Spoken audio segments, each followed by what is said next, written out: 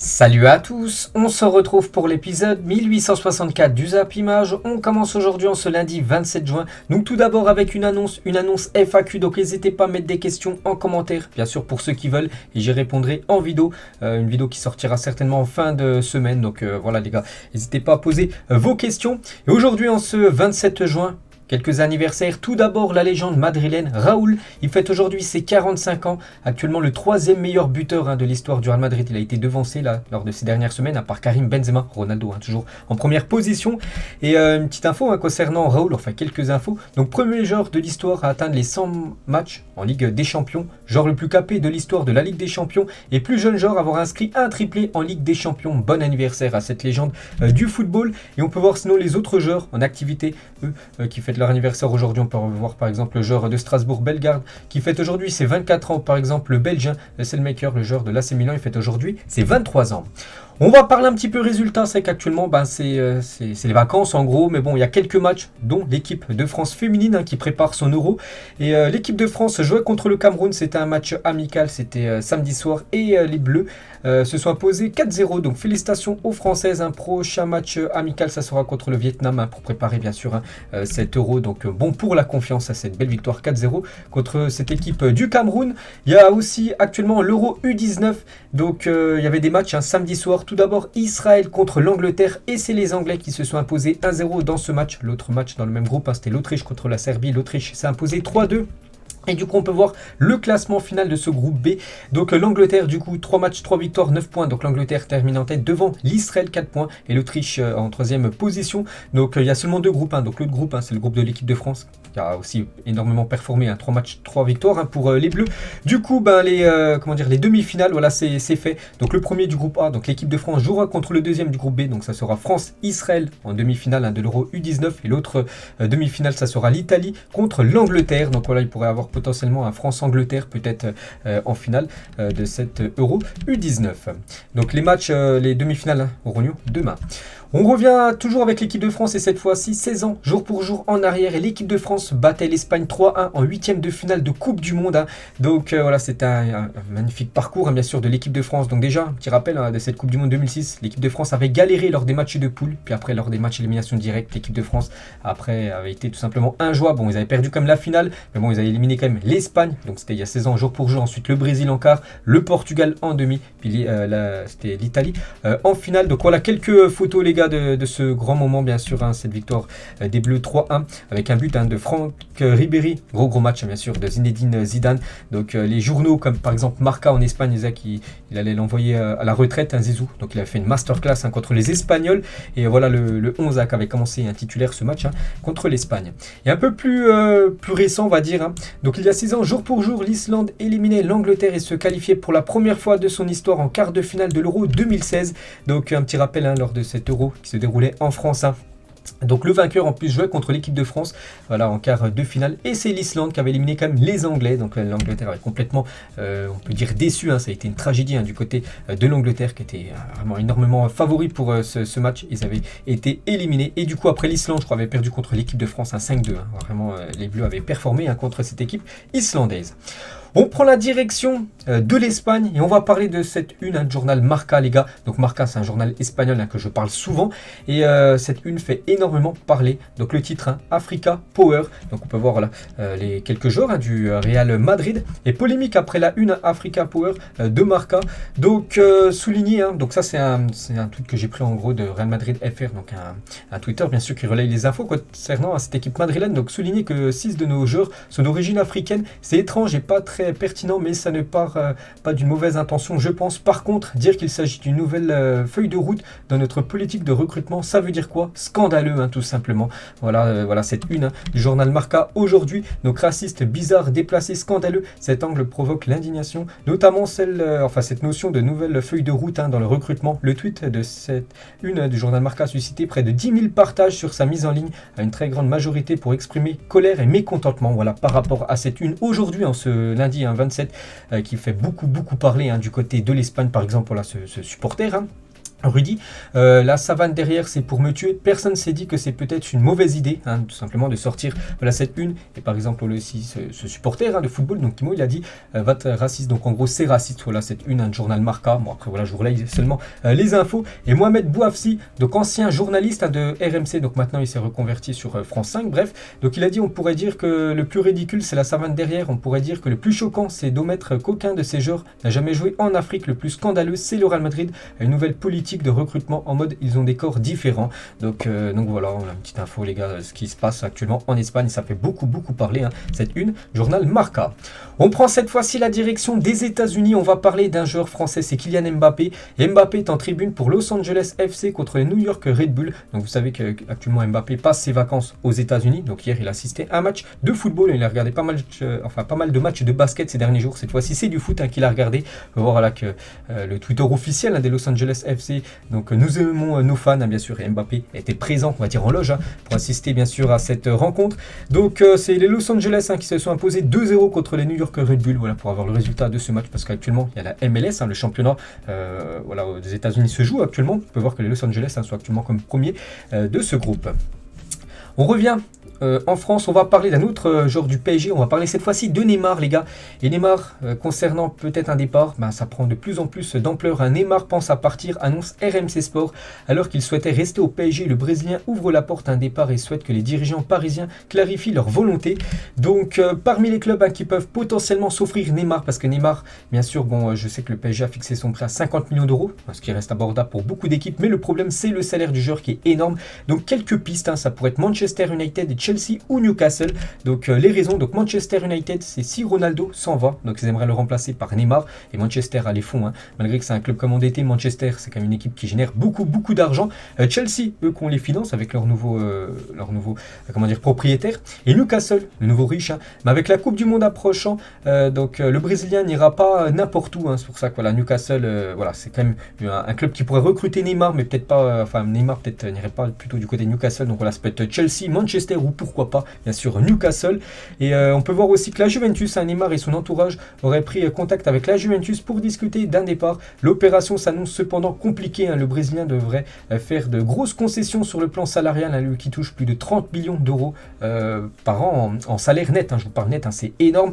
Donc du coup il devrait diviser peut-être son salaire par 2 voire peut-être par 3 les gars, peut-être voilà, un salaire de 12-15 millions on va dire du côté de la Juventus pour que ça soit abordable hein, et réalisable. Sinon bien sûr hein, Neymar voilà, ne partira pas de l'équipe parisienne. Donc une petite photo montage hein, faite de la part de Foot Mercato, bien sûr. Neymar s'il veut être un joueur de la Juventus Turin. Donc voilà quelques clubs hein, donc la Juve, voilà les 3 gros clubs aussi anglais concernant sa situation. Et Rai les gars, ancien joueur du PSG et joueur brésilien, il a dit Neymar a déjà vécu plein de choses dans sa carrière, mais il n'a que 30 ans, il a du talent et une histoire d'amour avec Paris, il peut faire plein de choses encore pour le club. Donc voilà ce que dit Rai, hein. Malgré qu'actuellement il est un peu dans la tourmente, hein, bien sûr. Neymar, voilà pour Rai, en gros il dit que le meilleur choix tout simplement pour Neymar c'est de rester hein, du côté du PSG. Et peut-être si Neymar reste hein, du côté de Paris, ça devrait être lui bien sûr le futur coach hein, de Neymar du côté du PSG. Le PSG et Nice auraient trouvé un accord hein, pour le transfert de Christophe Galtier pour un montant bien inférieur à 10 millions d'euros. Donc voilà une petite info, hein. Galtier les gars, bon il faut déjà que Pochettino soit licencié avant que Galtier ça soit officiel. Et toujours avec le Paris Saint-Germain, donc nouvelle fuite du maillot, du nouveau maillot hein, du Paris Saint-Germain qui devrait être dévoilé après-demain, mercredi les gars, on connaîtra le maillot officiel parisien et voilà ça sera ça. Il manque juste le sponsor, hein. Le sponsor en plein milieu bien sûr qui n'est pas encore mis hein, sur cette photo. Toujours avec le PSG, on va parler maintenant de quelques infos transferts. Donc Xavi Simons, hein, le jeune parisien, le jeune néerlandais qui a seulement 19 ans, va prolonger au PSG avant d'être prêté au PSV. Les négociations en sont au stade final hein, d'après Fabrizio Romano. Donc ça, je pense que c'est une bonne nouvelle pour toutes les parties déjà, pour le joueur. Comme ça, je pense qu'il jouera beaucoup plus du côté du PSV que du côté du Paris Saint-Germain. En plus, le PSV, hein, c'est son pays, voilà, les Pays-Bas, tout ça. Donc il a ses racines là-bas, donc il va bien sûr très bien s'adapter pour le PSG. Comme ça, son joueur prend de l'expérience. Il est toujours sous contrat du côté de Paris pour le PSV, bien sûr, hein, d'accueillir quand même un futur très grand joueur. Donc voilà, ça pourrait se faire et je pense que c'est très bien pour tout le monde. On va parler d'un ancien parisien, Di Maria les gars, et Di Maria est maintenant sur le point de trouver un accord avec la Juventus. Les négociations sont enfin débloquées parce que le joueur attendait le Barça, il préférait rejoindre le Barça que l'équipe de la Juventus. Le Barça en gros, ça a trop traîné, du coup voilà, il veut vraiment savoir son futur club et du coup il devrait signer du côté de la Juventus voilà, dans les prochaines heures. On va parler de Gareth Bale, c'est officiel, Gareth Bale on sait déjà qu'il quitte cette équipe du Real Madrid. Donc c'est officiel, il rejoint l'équipe des Los Angeles FC où par exemple là, je vous ai montré Kylian Mbappé a assisté à un match où ils sont premiers actuellement de leur ligue. Donc voilà, Gareth Bale, les gars, c'est officiel. Voilà, tout a été signé pour le joueur gallois. Direction les États-Unis pour cette saison future. Donc Los Angeles FC. Donc on peut voir qu'ils ont signé Chiellini, l'ancien défenseur de la Juventus. Ils ont signé Gareth Bale. Ils ont refait revenir Carlos Vela, un joueur mexicain. Donc pour l'instant, tout va bien sûr pour cette équipe américaine. On va parler de Cédric Bakambu, l'attaquant marseillais. Le Beşiktaş sera intéressé par l'attaquant de l'OM qui pourrait peut-être quitter le club lors de ce mercato. Visite médicale prévue aujourd'hui pour Sved Botman à Newcastle. Donc voilà, ça pourrait être officiel dans la journée les gars. Si tout se passe bien dans sa visite médicale, si tous les papiers sont signés, ça pourrait être officiel soit ce soir, soit demain. La signature du néerlandais du côté des Magpies. West Ham a formulé une offre de contrat aux représentants de Jess Lingard pour le recruter librement. Il y a déjà évolué lors de la saison 2020-2021. Donc voilà les gars, Jess Lingard devrait quitter normalement cette équipe de Manchester où joue quasiment jamais et rejoindre cette équipe de West Ham.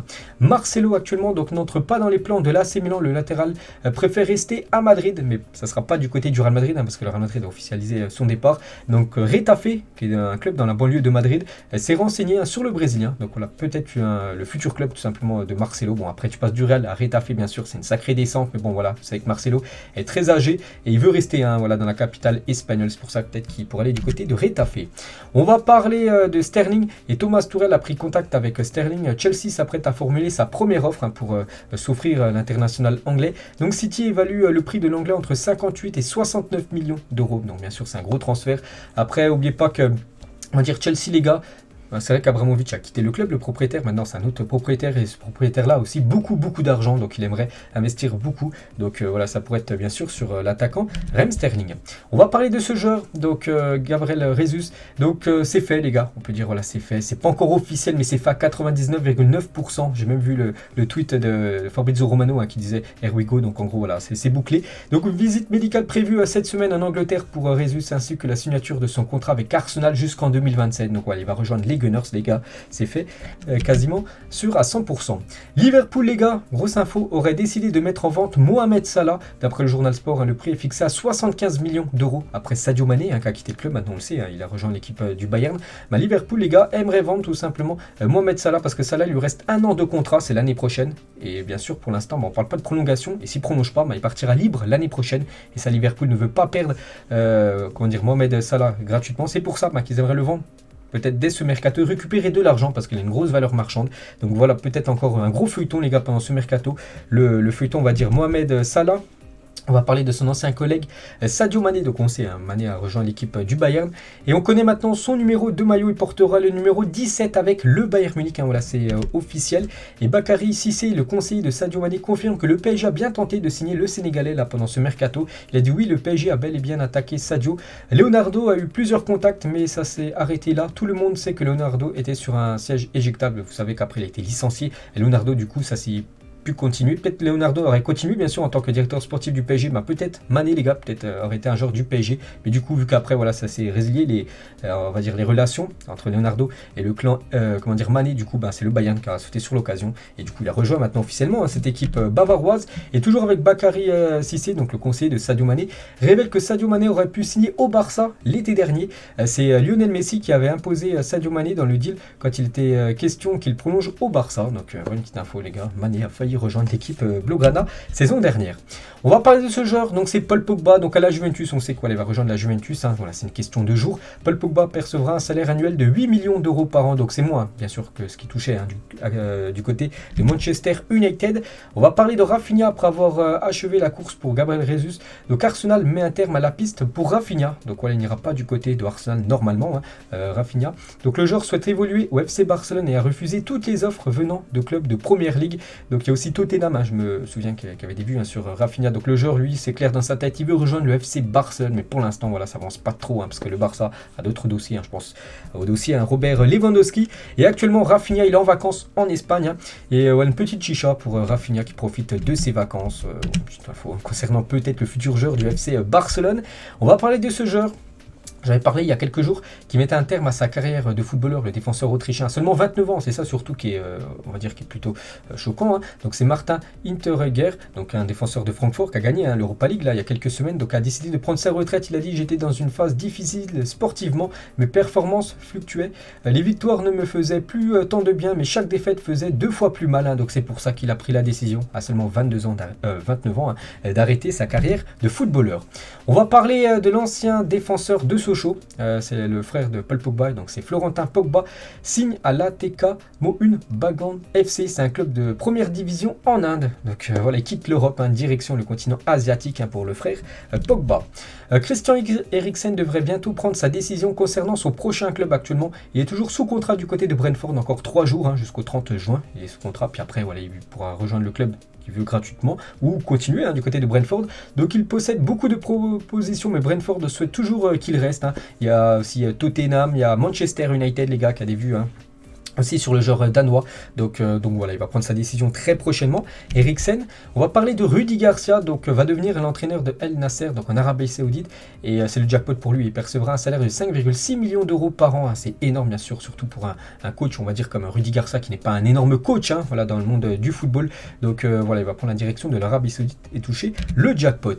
On va parler d'un autre entraîneur, c'est Christophe Pellissier, n'est plus l'entraîneur du FC Lorient. Donc voilà, il a été licencié malgré que Lorient réussi à se maintenir. Donc voilà, changement de coach du côté des Merlus. James Rodriguez vient de rejeter l'offre de Botafogo. Le Colombien ne pense qu'à un retour en Europe. Donc actuellement, il évolue du côté du championnat qatari, du côté du Qatar. Et il aimerait revenir en Europe. Voilà, comment dire, James Rodriguez lors de cette prochaine saison. On va parler de l'Olympique de Marseille. Il est intéressé par la signature de Dominique Szoboszlai, mais doit faire face à la concurrence de la Real Sociedad concernant le joueur hongrois du RB Leipzig. Donc voilà, c'est futur, on va dire, piste concernant cette pépite, parce que c'est un très bon joueur. On va parler de Nice qui s'est positionné pour Zagadou, libre au 30 juin, dans 3 jours. Donc plusieurs clubs anglais, dont Manchester United, s'intéressent également à lui. Donc lui, c'est un défenseur du Borussia Dortmund, donc il est en fin de contrat dans 3 jours. Donc Nice, Manchester et aussi d'autres clubs s'intéressent aux défenseurs français. Tottenham est toujours intéressé par Richarlison, mais cela dépend de l'issue du dossier avec Rafinha qu'on a parlé tout à l'heure. Donc voilà, Tottenham peut-être préfère déjà Rafinha, mais bon, Rafinha, voilà, lui c'est plus, il a plus le Barça, on va dire, en tête. Donc si Rafinha c'est un échec pour Tottenham, donc ils pourraient jeter leur, on va dire enfin essayer de recruter un autre joueur, la personne de Richarlison. Youssef Bellali, le joueur algérien de l'équipe de Brest, il devrait rester à Brest la saison prochaine. Il ne reste plus que quelques détails à régler avant que les deux parties ne trouvent un accord total concernant une prolongation d'une saison supplémentaire. Alex Meret va signer un nouveau contrat jusqu'en 2027 avec le Napoli. Il deviendra ainsi le gardien numéro 1 de Naples. David Ospina quittera le club libre là dans exactement 3 jours, vu qu'il est en fin de contrat. Le gardien colombien Fernandinho, l'ancien joueur de Manchester City, va signer à l'Atlético Paranense. Donc il fera son retour dans le club brésilien qu'il a quitté en 2005. Voilà, ça fait plus de quasiment 20 ans, les gars, qu'il n'a pas joué dans cette équipe. Il est en fin de carrière, donc il va terminer certainement sa carrière dans cette équipe brésilienne. Et le licenciement d'Alvaro González pourrait coûter environ 5 millions d'euros à l'Olympique de Marseille, parce que ce joueur va résilier là dans quelques jours à l'amiable son contrat avec l'équipe phocéenne. On va parler de Cristiano Ronaldo et Manchester United est clair sur Cristiano Ronaldo. Il n'est pas considéré comme à vendre, aucune discussion n'est en cours pour le vendre. Le club et Erik ten Hag veulent tous deux que Cristiano reste et s'attendent à ce qu'il fasse partie de l'équipe. Après voilà, c'est Manchester United qui aimerait garder Cristiano Ronaldo, mais est-ce que la volonté de Ronaldo lui est de rester du côté de Manchester United? Ça c'est pas sûr, parce qu'on entend beaucoup de rumeurs de Ronaldo ailleurs que Manchester. Donc l'agent de Cristiano Ronaldo, donc Jorge Mendes, aurait proposé les services de son joueur à l'AS Roma. Ronaldo sera ouvert à un retour en Italie. Le point bloquant serait que le club ne disputera pas la Ligue des Champions la saison prochaine. C'est vrai que lui, c'est un objectif, jouer la LDC. Manchester ne joue pas la LDC ni l'AS Roma. Donc, bien sûr, c'est ce qui pourrait coincer. Et un journaliste italien, Petruzzi, il a dit je sais avec certitude de la part d'une personne très accréditée dans le monde du football que l'AS Roma essaie par tous les moyens de prendre CR7.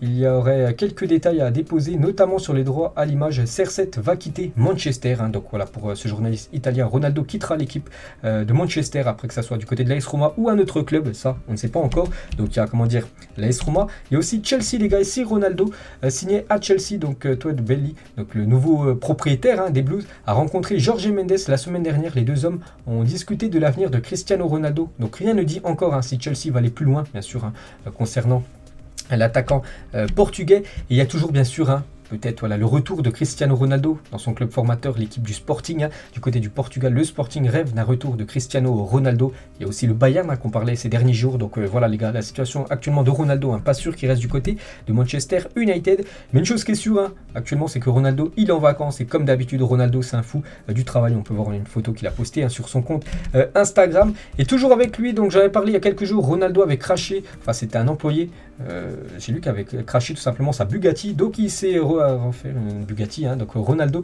aurait acquis une édition limitée de la Bugatti Santo Dieci contre 9,5 millions d'euros selon The Sun Football. Donc cette voiture, il y a seulement 10 exemplaires dans le monde. Donc elle coûte très cher, quasiment 10 millions d'euros. Donc voilà, cette magnifique voiture que s'est offert Cristiano Ronaldo.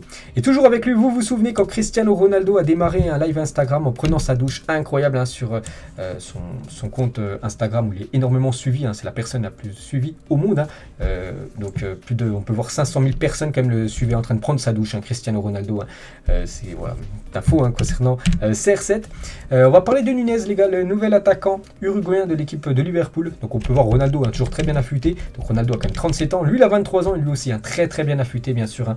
Le nouveau numéro 9 on dit du côté de Liverpool. Lui aussi les gars, la rivalité avec Nunez, c'est Haaland les gars sur cette photo qu'on voit pas trop bien, mais bon, Haaland a partagé une brésilienne avec des fans à la plage pendant ses vacances. Donc une petite info concernant le nouveau attaquant de l'équipe de Manchester City.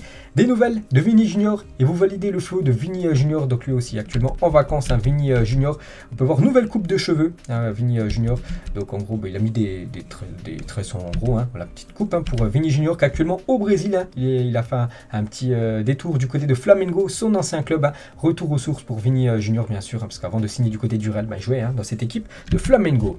Toujours avec le Real Madrid, donc Adidas pourrait sortir un maillot rétro du Real Madrid vers début 2023. Ce maillot pourrait être porté en avant-match. Donc voilà en gros ce maillot qui pourrait être porté lors des échauffements avant les rencontres par l'équipe madrilène. Donc il est en vente sur le site officiel du club, il coûte actuellement 90 €. Toujours avec les maillots, donc le maillot d'entraînement de Liverpool pour 2023, donc la saison prochaine, donc là aussi ce sera le maillot d'échauffement, d'entraînement pour les Reds avant les matchs. Cette fois-ci, le maillot de match de l'équipe de Wolfsburg. Donc ils ont dévoilé leurs deux futurs maillots. Donc le maillot domicile, il ressemble beaucoup à celui de cette saison. Donc toujours avec le gros sponsor, Volkswagen bien sûr.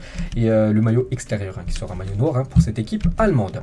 Le futur maillot extérieur de l'équipe de la Juventus, il sera très très beau, peut-être porté par Paul Pogba.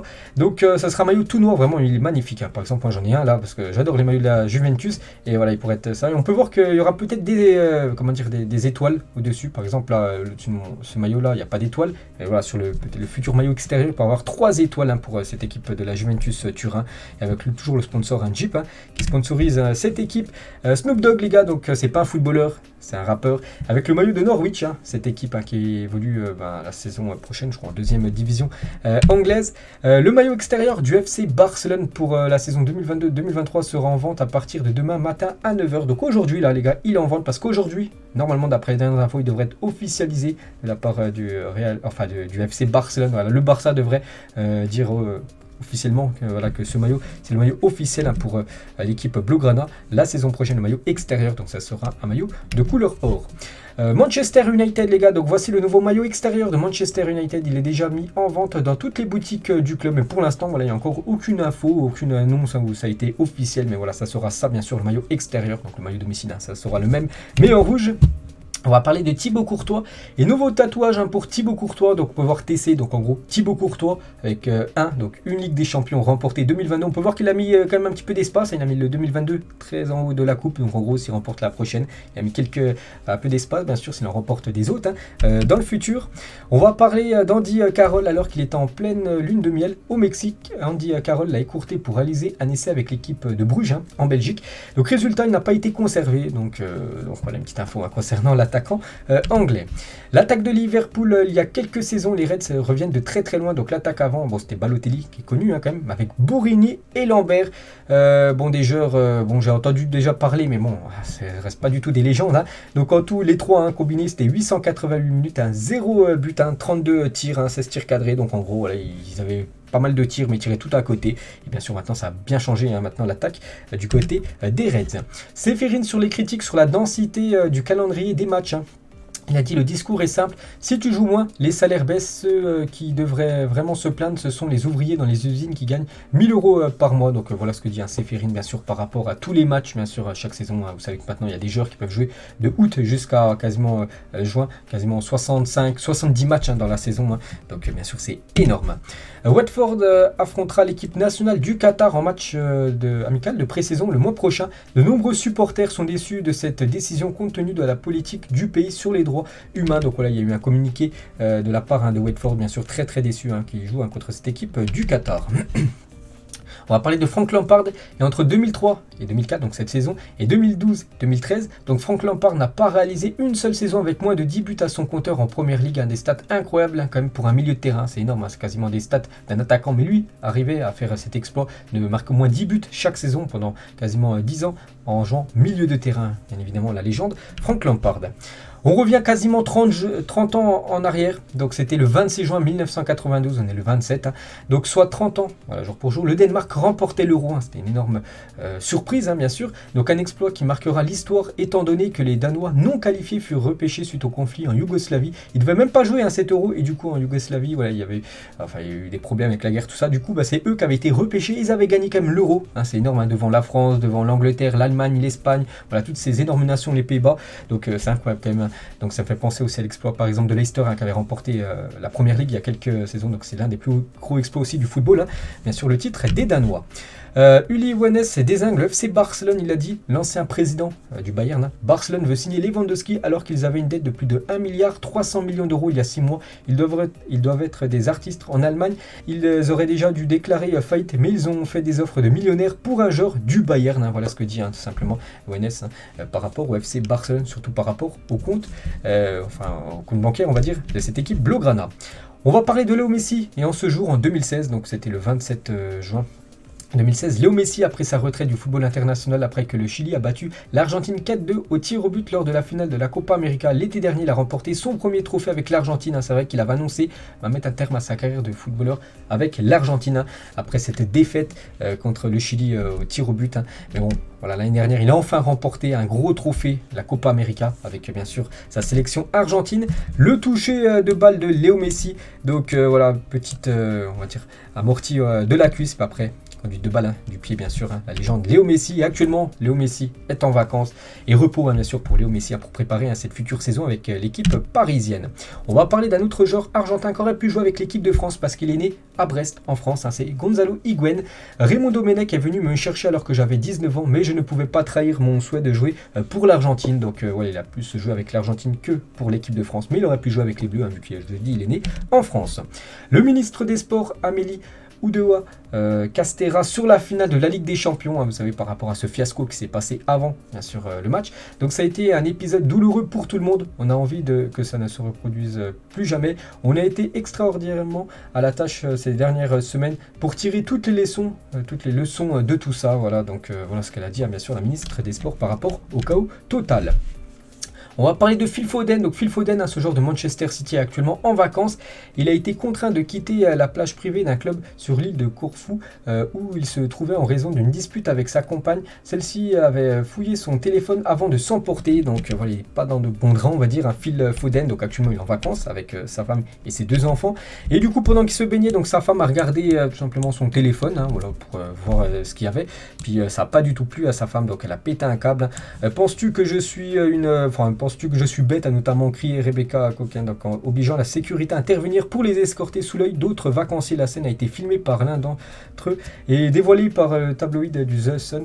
Initialement, Phil Foden se baignait dans la mer avant que l'incident se produise dans le cadre très chic et très habitué à une telle dispute. C'était en Grèce, tout simplement. Donc on peut voir quelques photos. Donc sa femme, elle a complètement pété un câble parce qu'elle a dû voir des trucs qu'elle n'aurait pas dû voir sur le téléphone de Phil Foden. Et du coup, c'est pas la première fois que Phil Foden, les gars, fait ce scandale. Hein. Donc en 2020, Phil Foden et Mason Greenwood avaient été écartés de la sélection anglaise pour avoir rompu le protocole lié au Covid lors d'un déplacement. Ces deux-là avaient invité 2 jeunes femmes dans leur chambre d'hôtel. Hein. Donc une petite info concernant Phil Foden. Actuellement, ça va pas fort avec sa copine. Et on finit les gars cet épisode. Juste pour revenir les gars sur la FAQ, n'hésitez pas bien sûr à mettre des questions bien sûr pour ceux qui veulent et j'y répondrai. Fin de semaine, donc voilà les gars, c'était la dernière info. J'espère que ça vous a plu. On se retrouve demain. On parlera de tout ce qui s'est passé bien sûr aujourd'hui. Allez, moi je vous laisse. Bonne journée à vous et à demain.